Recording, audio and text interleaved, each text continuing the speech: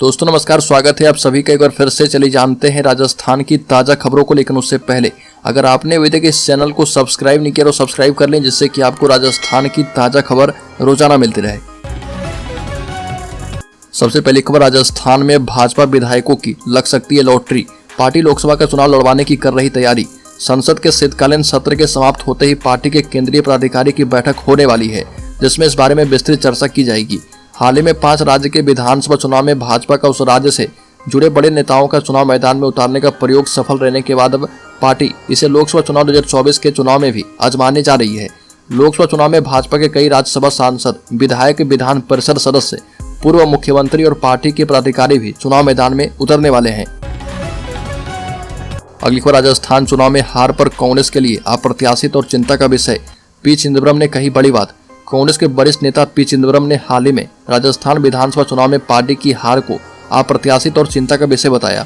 चिदंबरम ने एक विशेष साक्षात्कार में कहा कि भारतीय जनता पार्टी हर चुनाव ऐसे लड़ती है जैसे वो अंतिम चुनाव लड़ रही हो और विपक्षी दलों को इसका एहसास होना चाहिए। पी चिदंबरम ने कहा कि भाजपा के ध्रुवीकरण, परोक्ष मुस्लिम विरोधी और ईसाई विरोधी प्रचार और अति राष्ट्रवाद पर चिंता जाहिर करना चाहिए। अगली खबर, राजस्थान में अब कांग्रेस संगठन में बड़े सर्जरी की तैयारी और इस सप्ताह नेता प्रतिपक्ष के नाम की घोषणा संभव। पायलट सहित कई नेताओं को मिल सकता है मौका। विधानसभा चुनाव में हार के बाद अब कांग्रेस संगठन में फेजवार कुछ बदलाव होने वाले हैं। पहले फेज में नेता प्रतिपक्ष के पद पर नियुक्ति की जाएगी और इस सप्ताह नेता प्रतिपक्ष के नाम की घोषणा होने के आसार हैं। कांग्रेस हाईकमान के स्तर पर नेता प्रतिपक्ष के नाम पर चर्चा हो चुकी है। अब नियुक्ति के आदेश जारी करना बाकी है और मध्य प्रदेश और छत्तीसगढ़ में नेता प्रतिपक्ष की नियुक्ति हो चुकी है। इसमें राजस्थान में भी जल्द ही नियुक्ति के आसार दिख रहे।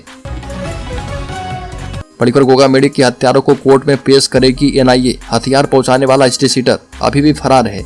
श्री राष्ट्रीय राजपूत कन्या सेना के अध्यक्ष सुखदेव सिंह गोगामेडी के हत्यारों को नेशनल इन्वेस्टिगेशन एजेंसी कोर्ट में पेश करेगी।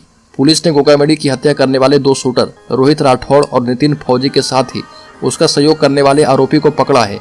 एनआईए ने 4 दिन पहले ही गोगामेडी हत्याकांड मामले से जुड़ी फाइल, पत्रावली और आरोपी को अपने कस्टडी में ले लिया था। अगली खबर, राजस्थान के इन जिलों में जाट आंदोलन की सुगबुगाहट तेज। मुख्यमंत्री भजनलाल शर्मा से है आरक्षण की उम्मीद। बता दें कि मुख्यमंत्री भजनलाल शर्मा से भरतपुर के लोगों को काफी उम्मीदें हैं। केंद्र में राजस्थान की जाट जाति को ओबीसी का आरक्षण मिला हुआ है, लेकिन भरतपुर और धौलपुर के जाटों को केंद्र में आरक्षण है। अब भरतपुर जिले के भजनलाल शर्मा के मुख्यमंत्री बनने के बाद भरतपुर और धौलपुर के जाट समुदाय को आरक्षण मिलने की उम्मीद है और भरतपुर में जाट आंदोलन की सुगबुगाहट शुरू हो गई है, क्योंकि अब केंद्र में बीजेपी की सरकार है और प्रदेश में भी बीजेपी की पूर्ण बहुमत की सरकार है और इसलिए जाट समुदाय को उम्मीद है कि अब केंद्र में भरतपुर और धौलपुर के जाट को ओबीसी का आरक्षण मिल जाएगा। बड़ी खबर, ग्रीन कॉरिडोर बनाकर पहली बार दिल्ली से जयपुर भेजा गया दिल। एक युवक के अंगदान से 4 लोगों को मिल चुका है जीवन। गंगाराम अस्पताल में एक 37 वर्षीय युवक के अंगदान से 4 लोगों को जीवन मिला। उसके अंगदान से मिला लीवर, दोनों किडनी और दिल। अलग अलग अस्पतालों में 4 मरीजों को प्रत्यारोपित किया गया। और खास बात यह है कि ग्रीन कॉरिडोर बनाकर पहली बार दिल्ली से सड़क मार्ग के जरिए दिल जयपुर पहुंचाया गया और इसमें दिल्ली, हरियाणा और राजस्थान पुलिस, इन 3 राज्य की पुलिस ने ग्रीन कॉरिडोर बनाकर दिल को जल्दी जयपुर पहुंचाने में मदद की। अगली खबर, 2024 की तैयारी में जुटी कांग्रेस। इंडिया की बैठक के बाद 21 को CWC मीटिंग। 3 राज्य की हार पर होगी चर्चा। मध्य प्रदेश और छत्तीसगढ़, राजस्थान विधानसभा चुनाव में मिली करारी शिकस्त के बाद अब कांग्रेस लोकसभा चुनाव पर फोकस कर रही है। अगले साल 2024 में होने वाली लोकसभा को लेकर कांग्रेस तैयारियों में जुट गई है और इसी को लेकर दिल्ली में 21 दिसंबर को कांग्रेस वर्किंग कमेटी की बैठक होने जा रही है। कांग्रेस अध्यक्ष मल्लिकार्जुन खड़गे की अध्यक्षता में बुलाई गई इस बैठक में देश के मौजूदा राजनीतिक माहौल पर चर्चा की जाएगी। इसके साथ ही आम चुनाव की रणनीति और बीजेपी का मुकाबला करने के लिए पार्टी के चुनाव अभियान को जमीन पर उतारने की योजना की तैयारी पर चर्चा की जाएगी। बड़ी खबर, नई सरकार बनने के बाद फिर से उठा ईआरसीपी का मुद्दा। दौसा में किसान संघ ने किया धरना प्रदर्शन। दौसा जिले के सिकराय में एक बार फिर से ईआरसीपी का मुद्दा उठने लगा है। बता दें कि दौसा सहित 13 जिलों में पूर्वी राजस्थान की पेयजलापूर्ति की प्रमुख योजना ईआरसीपी को लेकर सिकराय क्षेत्रवासी अब लामबंद होने लगे हैं और भारतीय किसान संघ ने उपखंड कार्यालय पर पहुंचकर धरना किया और यहां पर किसान संघ के बैनर तले पदाधिकारी अनिश्चितकालीन धरने पर बैठे हुए हैं। बड़ी खबर, भ्रष्टाचार पर एक्शन मोड में भजनलाल सरकार। पीएचईडी में हड़कंप मचा हुआ है। एसआईटी बनाकर खोल सकती है जेजेएम घोटाले के सभी तार। राजस्थान में पेपर लीक मामले पर भजनलाल सरकार ने एसआईटी गठन कर दिया है। लेकिन अब जल्द ही जल जीवन मिशन घोटाले पर भी सरकार एसआईटी का गठन कर सकती है, क्योंकि जल जीवन मिशन केंद्र सरकार की महत्वाकांक्षी योजना है। ऐसे में जल्द राज्य सरकार पूरे घोटाले पर एसआईटी गठित करके इसमें जांच कर सकती है। भजनलाल सरकार ने पेपर लीक के बाद जल जीवन मिशन पर नजरें गड़ा दी है। सरकार जल्द इस पर भी एसआईटी का गठन कर सकती है। केंद्र सरकार के इस मिशन में राजस्थान सबसे फिसड़ा हुआ साबित हुआ है। लेकिन सरकार बदलते ही नौकरशाही में होगा बड़ा फेरबदल, उच्च स्तर पर चल रहा मंथन। राजस्थान में नई सरकार के गठन के बाद अब नए मुख्यमंत्री भजनलाल शर्मा प्रशासनिक सर्जरी शुरू करेंगे। प्रदेश में नई सरकार के गठन के बाद अब नौकरशाही में भी फेरबदल की तैयारी की जा रही है। सीएमओ से लेकर अलग अलग जगहों पर आईएएस, आईपीएस, आरएएस अधिकारी का तबादला सूची पर सरकार में उच्च स्तर पर मंथन चल रहा। यह फेरबदल जो है बड़ी संख्या में होगा या फिलहाल छोटा होगा, इस पर निर्णय होने के बाद सूचियां जारी हो जाएगी। मुख्यमंत्री भजनलाल शर्मा की सीएमओ में 2 दिन तक चली मैराथन बैठक को भी इससे जोड़कर देखा जा रहा। पर दिनेश एमएन नाम ही काफी है। Anti gangster task force Rajasthan के मुखिया बन चुके हैं।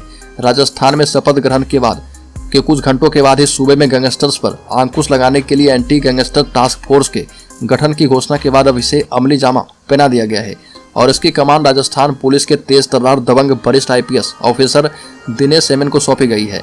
दिनेश एमएन वर्तमान में एडीजी क्राइम के पद पर पदस्थापित हैं और इनके आधिकारिक आदेश जारी कर दिए गए हैं। राजस्थान पुलिस महानिदेशक उमेश मिश्रा की ओर से जारी किए गए आदेश के मुताबिक ADG Dinesh MN anti gangster task force को लीड करेंगे और इस टास्क फोर्स में कई उच्च अधिकारी शामिल होंगे। पर कांग्रेस सरकार की राजनीतिक नियुक्तियां रद्द, निगम एवं बोर्ड भंग, मंत्रिमंडल में मिल सकता है मौका। राजस्थान की नई भाजपा सरकार ने पूर्ववर्ती कांग्रेस सरकार के कार्यकाल की सभी राजनीतिक नियुक्तियां रद्द कर दी है। कांग्रेस सरकार में बने बोर्ड, निगम, आयोग, राज्य एवं जिला स्तर पर बनी समितियां भंग कर दी गई है। कांग्रेस सरकार में 2 दर्जन बोर्ड एवं निगमों में अध्यक्ष एवं उपाध्यक्ष को कैबिनेट एवं राज्य मंत्री का दर्जा दिया गया था। कांग्रेस नेताओं को मंत्री का दर्जा देकर सरकारी सुविधाएं दी गई थी और विधानसभा चुनाव से पहले आधा दर्जन से अधिक बोर्ड एवं निगम बनाए गए थे। अगली बार जोधपुर में कांस्टेबल भर्ती के लिए 2 दिवसीय फिजिकल परीक्षा 27 दिसंबर से। राजस्थान कांस्टेबल भर्ती 2023 पुलिस आयुक्तालय जोधपुर की शारीरिक दक्षता और शारीरिक मापतौल परीक्षा सहायक प्रशिक्षण केंद्र सीमा सुरक्षा बल बालसमंद मडोरर रोड जोधपुर में 27 और 28 दिसंबर को 6 बजे आयोजित की जाएगी और पुलिस उपायुक्त मुख्यालय जोधपुर रमेश सोरेन ने बताया कि समान पात्रता परीक्षा सीनियर सेकेंडरी लेवल 2022 के आवेदकों में से आयुक्तालय जोधपुर की विज्ञप्ति रिक्तियों के मुताबिक पात्र अभ्यर्थी की सूची विभाग की वेबसाइट पर पुलिस मुख्यालय की तरफ से अपलोड की गई है। पर दिया कुमारी के डिप्टी सीएम बनने पर मंडराया संकट, हाईकोर्ट में पीआईएल दायर। राजस्थान की उप मुख्यमंत्री दिया कुमारी और प्रेमचंद बैरवा की नियुक्ति को एक वकील ने उच्च न्यायालय में जनहित याचिका दायर करके इस आधार पर चुनौती दी है कि उन्हें दिलाई गई शपथ जो है असंवैधानिक है। जनहित याचिका में कहा गया कि ऐसा कोई संवैधानिक पदनाम नहीं है और उनकी नियुक्ति रद्द की जानी चाहिए। याचिकाकर्ता ओम प्रकाश सोलंकी ने नियुक्ति को रद्द करने के लिए राज्य सरकार को निर्देश देने का अनुरोध करते हुए कहा कि उप मुख्यमंत्री पद असंवैधानिक है और भारत के संविधान में ऐसे किसी पद का उल्लेख नहीं है। भजनलाल ने मुख्यमंत्री के रूप में शपथ ली है और दिया कुमारी उप मुख्यमंत्री बनी है।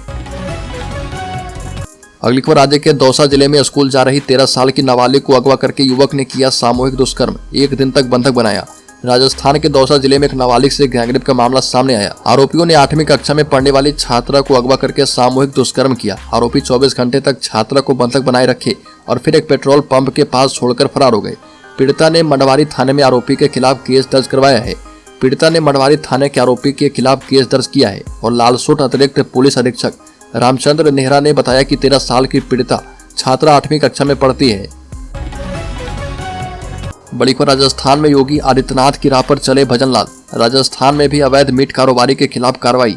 राजस्थान में सरकार बदलते ही राजधानी जयपुर में अवैध रूप से संचालित मीट की दुकानों एवं बूचल खानों के खिलाफ कार्रवाई की गई। जयपुर नगर निगम ने कार्रवाई करके अवैध रूप से संचालित मीट की 40 से अधिक दुकानों को सीज कर दिया। निगम ने जयपुर के झोटवाड़, सांगानेर और विद्याधर नगर इलाके में कार्रवाई करते हुए 350 किलो अवैध मीट को जब्त करके फिनाइल से नष्ट किया और 15 बकरी और 5 पेटी मछलियां जब्त की गई। निगम की कार्रवाई की सूचना मिलने पर कई दुकानदारों ने पहले ही दुकानें बंद कर दी। अवैध रूप से मीट का कारोबार करने वालों के खिलाफ निगम अब पुलिस में रिपोर्ट दर्ज करवाएगा। बता दें कि भाजपा के विधायक बालमुकुंदाचार्य ने पिछले दिनों अवैध मीट की दुकानों का मुद्दा उठाया था और खुद अपने समर्थकों के साथ बाजार में दुकान बंद करवाने के लिए निकले थे। कुछ दुकानदारों के साथ बालमुकुंदाचार्य की बहस हुई थी और पुलिस और निगम के अधिकारी को मीट के अवैध कारोबार पर रोक लगाने के लिए कहा गया था। बाद में निगम के महापौर सौम्या गुर्जर ने इस बारे में अधिकारी को निर्देश दिए थे। जानकारी के मुताबिक नगर निकाय विभाग अब पूरे प्रदेश की नगर पालिकाओं को मीट का अवैध कारोबार करने वालों के खिलाफ कार्रवाई के निर्देश देने की तैयारी कर रहा है।